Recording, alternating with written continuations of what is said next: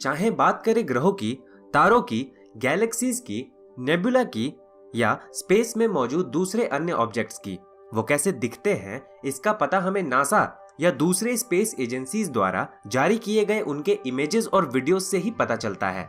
इसमें कोई दो राय नहीं कि स्पेस के ये इमेजेस और वीडियोस माइंड ब्लोइंग होते हैं और हमें इंस्पायर करते हैं इन ऑब्जेक्ट्स के बारे में और जानने के लिए। पर क्या आपने कभी सोचा है कि नासा या दूसरे स्पेस एजेंसीज द्वारा जारी किए गए ये इमेजेस और वीडियोस असली भी होते हैं या नहीं? आज हम CGI, VFX और 3D एनिमेशन के दौर में हैं, जहां कंप्यूटर से हम जैसा भी एनवायरनमेंट बनाना चाहें आसानी से बना सकते हैं। फिल्मों में इस तकनीक का आज भरसक इस्तेमाल भी हो रहा है।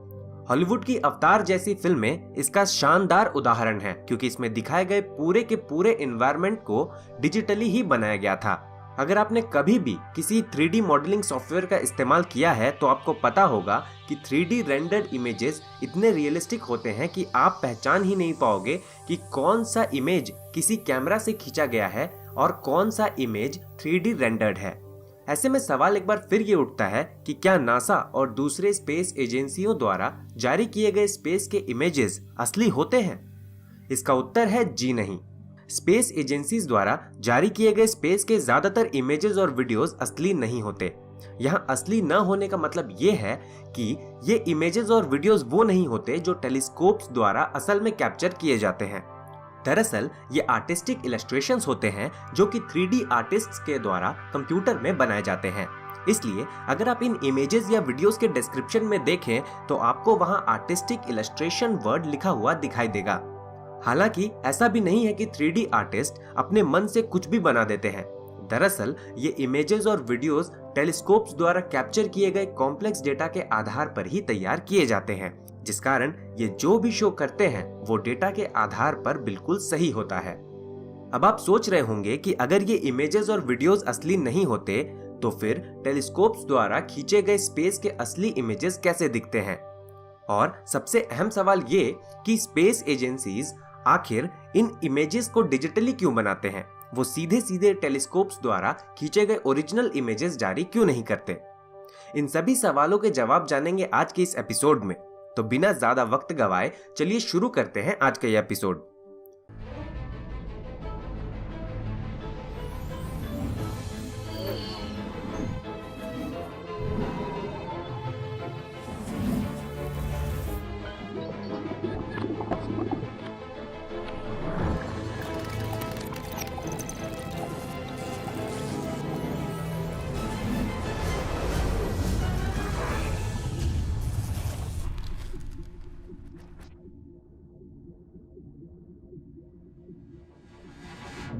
जैसा कि मैं आपको पहले ही बता चुका हूं, स्पेस एजेंसियों द्वारा जारी किए गए स्पेस के ज्यादातर इमेजेस और वीडियोस असली नहीं बल्कि आर्टिस्टिक इलस्ट्रेशन होते हैं, जिसका मतलब ये हुआ कि इन्हें पूरी तरह से कंप्यूटर में बनाया जाता है।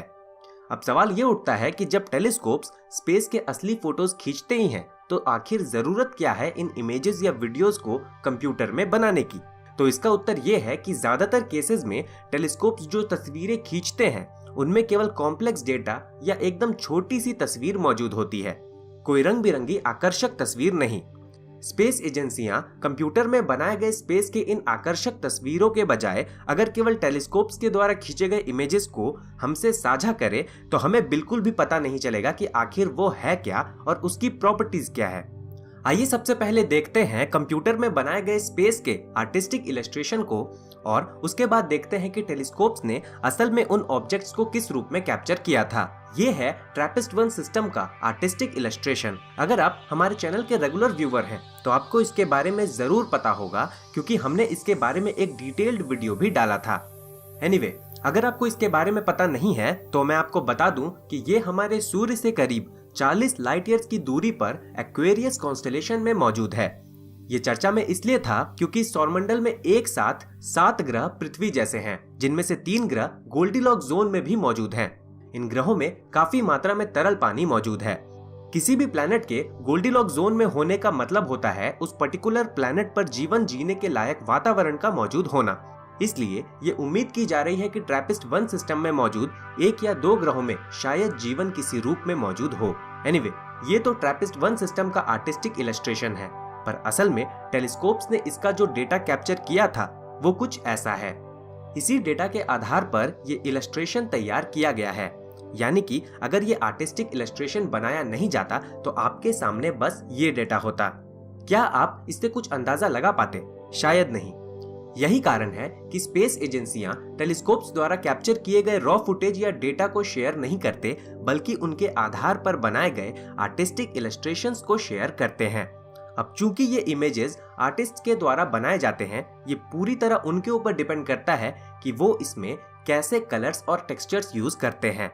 इसलिए इन आर्टिस्टिक इलस्ट्रेशंस में किसी प्लैनेट का कलर अगर लाल है तो जरूरी नहीं असल में वो एकदम इसी कलर का होगा। हो सकता है उसका कलर ब्राउन हो या फिर कुछ और। दरअसल ये कलर्स काफी कुछ रिप्रेजेंट करते हैं, इसलिए इन्हें भी काफी सावधानी से इस्तेमाल किया जाता है। जैसे कि अगर किसी ग्रह पे तरल पानी के मौजूद होने का पता चले तो आर्टिस्टिक इलस्ट्रेशंस में उसे ब्लू कलर ही दिया जाएगा। उसी तरह किसी प्लैनेट पर अगर बर्फ हो तो उसे सफेद ही दिखाया जाएगा, इर्रेस्पेक्टिव ऑफ दिस कि असल में वो प्लैनेट कैसा नजर आता होगा। चलिए आगे बढ़ते हैं। ये है किलोनोवा एक्सप्लोजन का आर्टिस्टिक इलस्ट्रेशन, जो कि दो न्यूट्रॉन स्टार्स के आपस में टकराने से प्रोड्यूस हुआ था। इस एक्सप्लोजन से ग्रेविटेशनल वेव्स और इलेक्ट्रोमैग्नेटिक रेडिएशंस प्रोड्यूस हुए थे, जिन्हें हमने पृथ्वी पर डिटेक्ट किया था।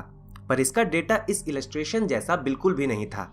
असल में पृथ्वी पर मौजूद लाइगो डिटेक्टर्स ने ग्रेविटेशनल वेव में बस छोटा सा डिस्टरबेंस डिटेक्ट किया था। विजिबल लाइट में इसका व्यू कुछ ऐसा था।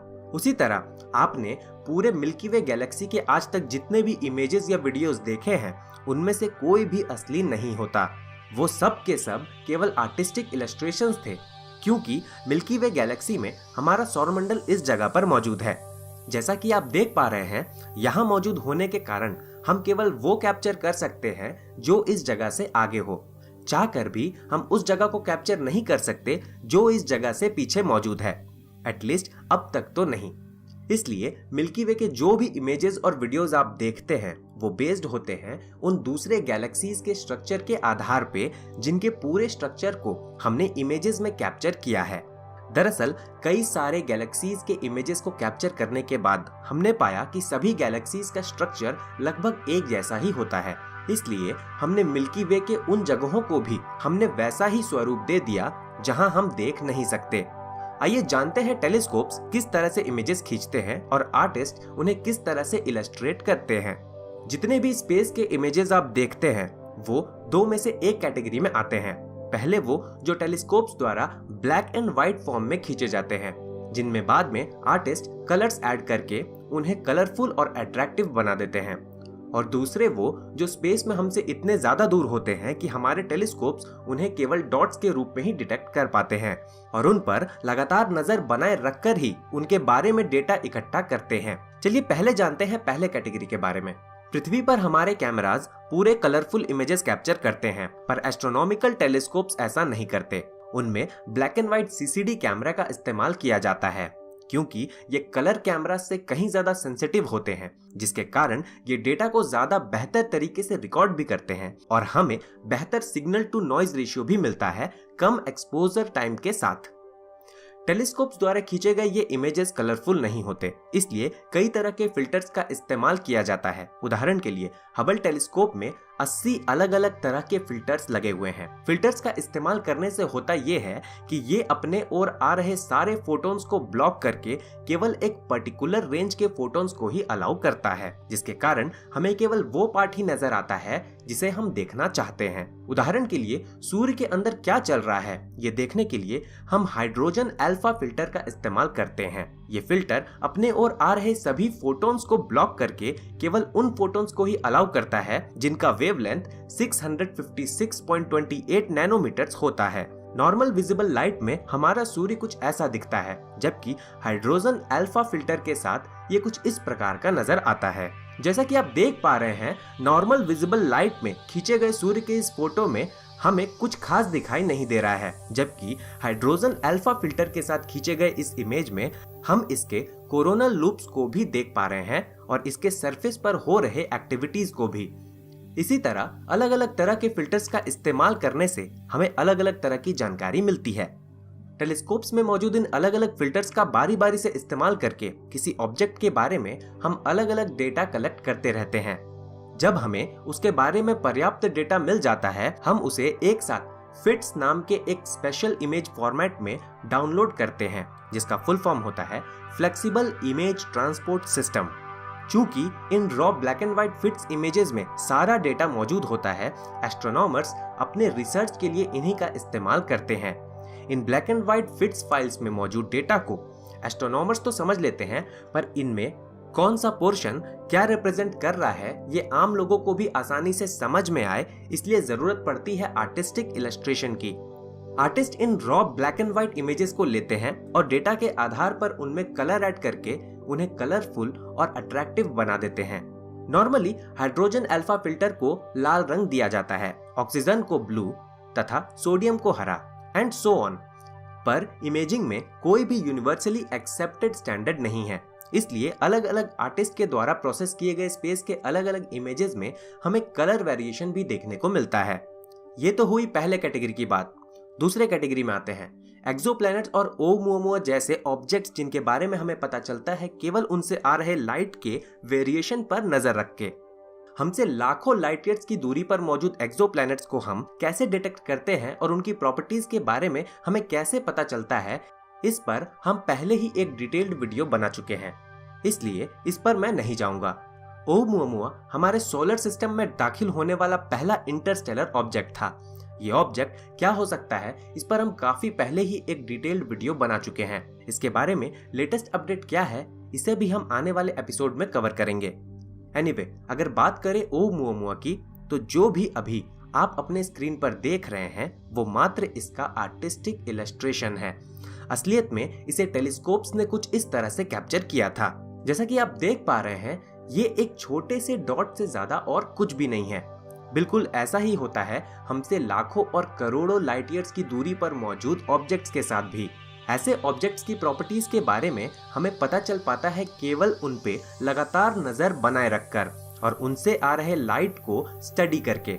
इसलिए ऐसे ऑब्जेक्ट्स का आर्टिस्टिक इलस्ट्रेशन पूरी तरह नए सिरे से केवल उनसे मिले डेटा के आधार पर तैयार किया जाता है। चूंकि ये इलस्ट्रेशन इमेजेस पूरी तरह से साइंटिफिक डेटा पे बेस्ड होते हैं, उनमें जो भी रिप्रेजेंट किया जाता है वो सही ही होता है, पर उनमें किस तरह के कलर्स एंड टेक्सचर्स का इस्तेमाल करना है ये उस पर्टिकुलर आर्टिस्ट पर निर्भर करता है। तो आगे से स्पेस एजेंसियों द्वारा जारी किए गए स्पेस के जो भी इमेजेस या वीडियोस आप देखो, आप समझ जाओ कि उनमें डेटा तो सही है, पर ये टेलीस्कोप्स द्वारा खींचे गए रॉ इमेजेस नहीं, बल्कि आर्टिस्ट द्वारा बनाए गए इलस्ट्रेशंस हैं, जिन्हें उन्होंने कलरफुल और अट्रैक्टिव बना दिया है।